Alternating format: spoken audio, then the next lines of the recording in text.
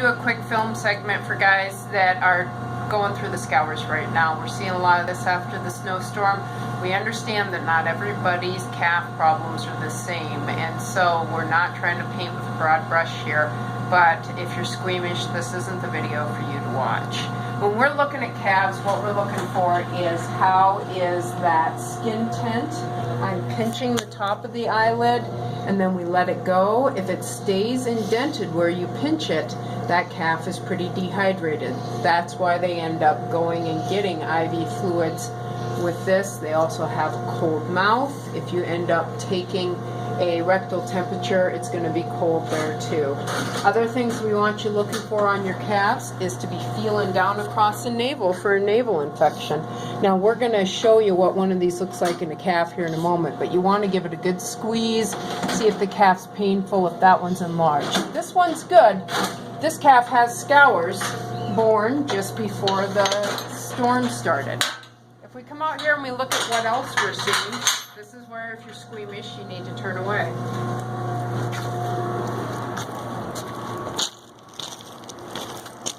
There's a difference between every calf, and so it's impossible to tell you what we're going to see just off of you describing it, or maybe even just a fecal sample. But on these calves, what we're looking for is we're checking how much fat is up around the ribs. We also look at the amount of fat that's around the base of this heart. This calf's about a week old, did okay the first 3 or 4 days, but then stopped eating. You're also going to see that because there isn't much fat left around the kidneys either. So besides diagnosing why these calves have scours, we've got to think about what they're missing when they're missing fat, like fat-soluble vitamins A, D, and E. Even if he got a dose when he was born, he's a week old, he doesn't have much fat. That's going away.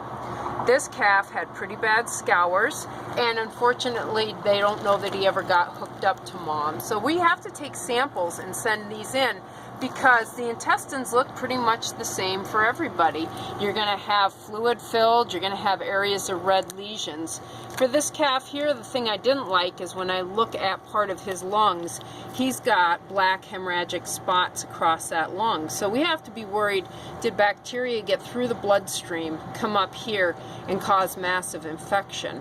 His navel looks pretty good. When we come down here to those cords that come off of the belly button, they're just fine. So this is one example of a calf that had diarrhea, didn't make it. We're trying to decide, is this crypto or is this a bacterial cause? Versus this calf here is only a couple of days old. So he was born well after the storm. Bum is completely dry, no scours on this one. Intestines actually look pretty good. But if you look at the liver here and you see this yellow spot running across here, that is all following down to his umbilical, where it came out the skin.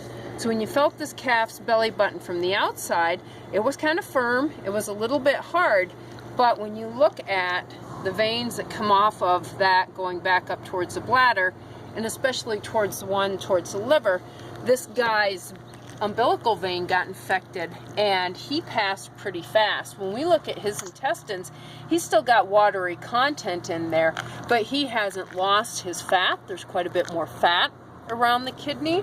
Up here around the heart, there's quite a bit more there. He's not really dehydrated. He's pretty well hydrated. So he doesn't need electrolytes. We have to get on top of his navel infection. So those are a couple of the things that we're seeing.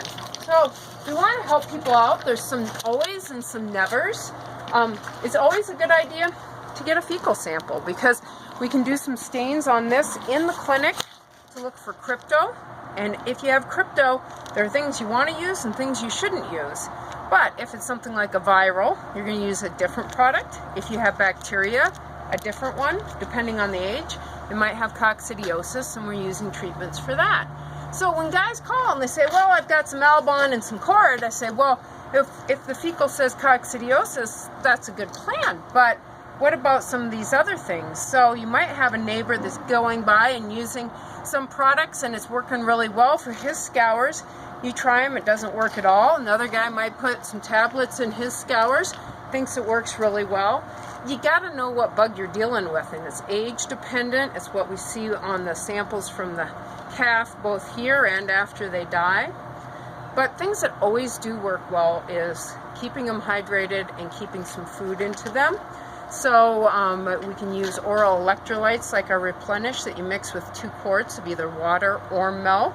You can then drench them with this. A lot of times if we've got the drench bag out and we're doing that, we're going to add in something like a yeast derivative like biomoss, because that helps bind any bacteria that are in their intestines. So whether you have a bacterial or a crypto cause, that's not going to hurt it. But if we start running around and giving one of these medications and we're treating for the wrong thing, it can make your infection worse.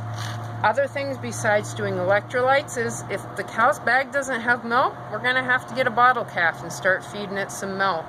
I also like to look at what we have for vitamins. The vitamin E, A, and D on my right here is a fat-soluble one. So especially if this calf is more than 5 days since you've gave the last dose and you feel like it's losing weight, this is going away with the fat. It's okay to repeat a dose of that. Vitamin B is in almost everything they eat. This is good for appetite and energy. If they haven't eaten, it's okay to give them some of this as well. But you, if I had to pick and choose between the two, the vitamin E, A, and D is a good cover. Using electrolytes and then supplement feeding is always a good idea. Getting a sample is always a good idea. And for everything else that's on the cart, once we know what your calf has, that's going to change what recommendations we recommend you give to your calves. So if you have any questions, give us a call at Dell's Vet, 428-5636. Thank you.